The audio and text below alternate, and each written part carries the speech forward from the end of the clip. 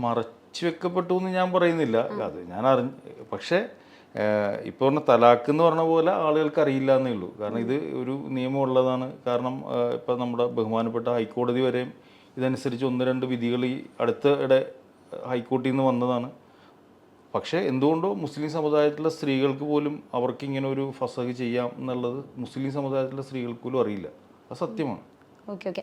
ഇപ്പോൾ ഇതൊരു മുസ്ലിം സമുദായത്തിൻ്റെ ഒരു കെട്ടുറപ്പ് തകരാൻ എന്തെങ്കിലും സാധ്യതയുണ്ടോ? അല്ലെങ്കിൽ ഇപ്പോൾ ഈ ഒരു സിനിമ ഇറങ്ങുന്ന അങ്ങനെ തോന്നിയിട്ടുണ്ടോ എന്തെങ്കിലും? ഇല്ല, അങ്ങനെയുള്ള പ്രശ്നങ്ങളൊന്നുമില്ല. ഇത് നമ്മൾ ഈ സിനിമക്ക് ആവശ്യം ഈ കഥ അങ്ങനെ ആയതുകൊണ്ടാണ് അത് അതായത് നമ്മൾ ഒരിക്കലും ഫസഖ് പറയാൻ വേണ്ടി പറഞ്ഞതല്ല ഇത് സിനിമ.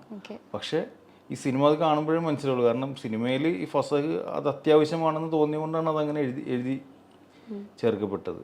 പക്ഷെ എനിക്ക് തോന്നിയിട്ടുള്ള ഒരു കാര്യം, പണ്ട് കാലഘട്ടങ്ങളിലെ സിനിമകൾ, ഇപ്പോൾ പരിണയം പോലുള്ള സിനിമകൾ, അതുപോലെ സിനിമകളിലൊക്കെ ഇതേപോലെയുള്ള കാര്യങ്ങൾ പറഞ്ഞു വെച്ചിട്ടുണ്ട്. പക്ഷെ എനിക്ക് തോന്നുന്നത് ആ ഒരു സമയത്ത് ഈ ഒരു സമൂഹ മാധ്യമങ്ങളുടെ ഒരു അതിപ്രസരം ഉണ്ടായിരുന്നില്ല. അതുകൊണ്ട് അത് അങ്ങനെ അധികം ആളുകൾ അറിഞ്ഞിരുന്നില്ല. അപ്പോൾ ഈ ഒരു സിനിമയിലൂടെ ആൾക്കാരിൽ എത്തുകയല്ലേ ശരിക്കും ചെയ്യുന്നത്. അതായത് പൊതുവെ സ്ത്രീകൾ സമൂഹത്തിൽ ഒരു 2ാം സ്ഥാനത്താണ് എന്ത് പറഞ്ഞാലും. പ്രത്യേകിച്ച് ഒരു വിവാഹിത അല്ലെങ്കിൽ ഡൈവോഴ്സ് ചെയ്തൊരു സ്ത്രീ, അതായത് അവൾ ഭർത്താവിനെ മൊഴി ചൊല്ലിയ സ്ത്രീ സമൂഹത്തിൽ എങ്ങനെ നേരിടേണ്ടി വരുന്ന ബുദ്ധിമുട്ടുകളും, കാരണം അവളെ സമൂഹം എങ്ങനെ നോക്കിക്കാണുന്നു എന്നുള്ളതും കൂടി നമ്മൾ ഈ സിനിമയിലൂടെ പറഞ്ഞു പോകുന്നുണ്ട്. Okay okay.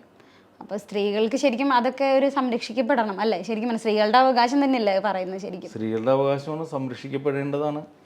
ഇപ്പോൾ എന്തുകൊണ്ടാണ് ഈ ഒരു മതനിയമം ഇത്രയും കാലം മറച്ചു വെക്കപ്പെട്ടത് എന്ന് തോന്നിയിട്ടുണ്ടോ? അങ്ങനെ അതിപ്പോൾ ഞാൻ പറഞ്ഞില്ലേ, എല്ലാ കാലത്തും സ്ത്രീകളുടെ എന്തെങ്കിലും ഒരു അവകാശം ഉണ്ടെങ്കിൽ പോലും പലർക്കും അറിയില്ല. കാരണം എന്നും സമൂഹം ഭരിക്കുന്ന പുരുഷന്മാരാണ്. സ്ത്രീകൾ ഇപ്പോൾ പറയുന്നുണ്ട് ഒപ്പത്തിനൊപ്പം എന്ന് പറഞ്ഞാൽ പോലും നമ്മളുടെ ഏത് മേഖലയിൽ, ഇപ്പോൾ ഉദാഹരണം പറഞ്ഞിട്ടുണ്ടെങ്കിൽ ഏത് മതത്തിലായാലും എപ്പോഴും 2ാം സ്ഥാനമാണ്. കാരണം ആ മതത്തിൻ്റെ നേതാവ്, ഇപ്പം ഞങ്ങളുടെ കയ്യിൽ പറഞ്ഞിട്ടുണ്ടെങ്കിൽ പള്ളിയിൽ ഭരിക്കുന്ന ഇമാമുകളായിക്കോട്ടെ അല്ലെങ്കിൽ ക്രിസ്ത്യൻ സഭകളിലായിക്കോട്ടെ എല്ലായിടത്തും പുരുഷനാണ് മേധാവിത്വം. പള്ളിയിലാണെങ്കിലും അമ്പലങ്ങളിലാണെങ്കിലും എല്ലാവരും പുരുഷനാണ് എവിടെയും മേധാവി. സ്ത്രീ അവൻ്റെ താഴെയാണ്. അപ്പോൾ സ്വാഭാവികമായിട്ടും സ്ത്രീക്ക് ഒരു അവകാശം ഉണ്ടെങ്കിൽ ഇത് പറയേണ്ട ആളുകൾ പുരുഷന്മാർ തന്നെയാണ്. ഇപ്പോൾ വേദങ്ങളായാലും എല്ലാം ആരിലൂടെ വന്നേക്കണം? പുരുഷന്മാരിലൂടെ തന്നെയാണ് എല്ലാ വേദങ്ങളും ഉത്ഭവിച്ചേക്കുന്നത്. ദൈവത്തിൽ നിന്നാണെങ്കിലും ഇമ്മീഡിയറ്റ് ആയിട്ട് നിൽക്കുന്ന എപ്പോഴും പുരുഷനാണ്. അപ്പോൾ എന്തായാലും ആ പുരുഷൻ പറയുമ്പോഴത്തേക്ക് അവന് ഫേവറായിട്ടേ പറയുള്ളൂ. അപ്പോൾ അത് നാച്ചുറലാണ്. ഇപ്പം നിങ്ങളുടെ ഒരു സമുദായത്തിൽ തന്നെ ഇപ്പം പല മാറ്റങ്ങളും ഇപ്പോഴും അത് പുരോഗമിച്ചിട്ടില്ല പല സ്ഥലങ്ങളിലും. അപ്പം അതിനുള്ളൊരു അഭിപ്രായം എന്താണ്?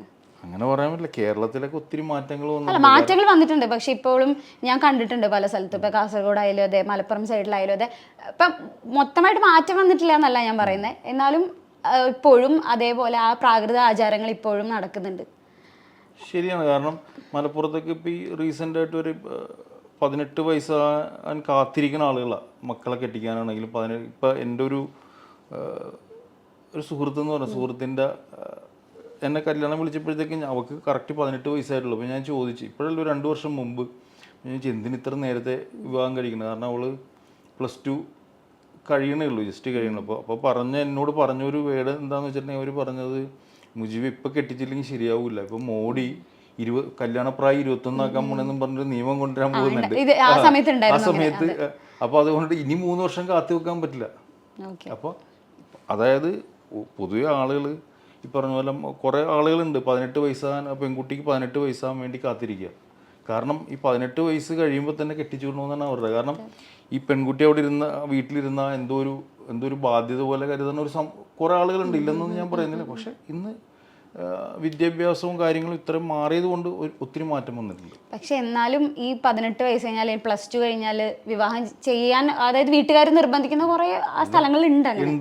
അല്ല ഇപ്പോഴല്ലേ +2 18 വയസ്സ്.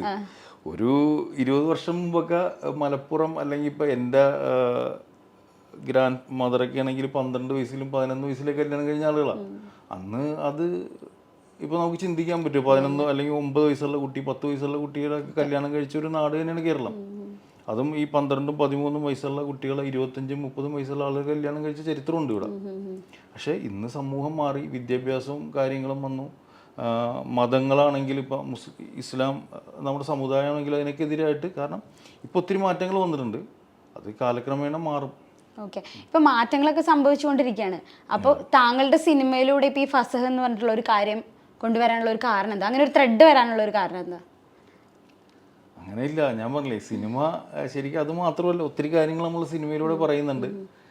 ആ സിനിമ പറയാൻ ഇപ്പം അതൊരു മർഡർ മിസ്റ്ററിയും കൂടിയാണ് ഈ സിനിമ. ഓക്കെ, അപ്പോൾ ഫസഹ് പറയേണ്ട കാരണം അത് ആ സിനിമ കണ്ടാലേ പറയാൻ പറ്റുള്ളൂ. കാരണം ആ ഫസഹ് ആ സിനിമയിൽ അത്യാവശ്യമായിരുന്നു, അതുകൊണ്ട് മാത്രമാണ് ആ ഫസഹ് എന്നുള്ള വേർഡ് ഉപയോഗിച്ചത്. പിന്നെ ഞാൻ ജീവിച്ചതും ജനിച്ചതും മുസ്ലിം സമുദായത്തിലായതുകൊണ്ടും എനിക്കറിയാവുന്ന കുറേ കഥാപാത്രങ്ങൾ ഇതിലുണ്ട്, അനുഭവങ്ങളും അനുഭവങ്ങളും, അതാണ് അതിലൂടെ പറഞ്ഞു പോയിരിക്കുന്നത്.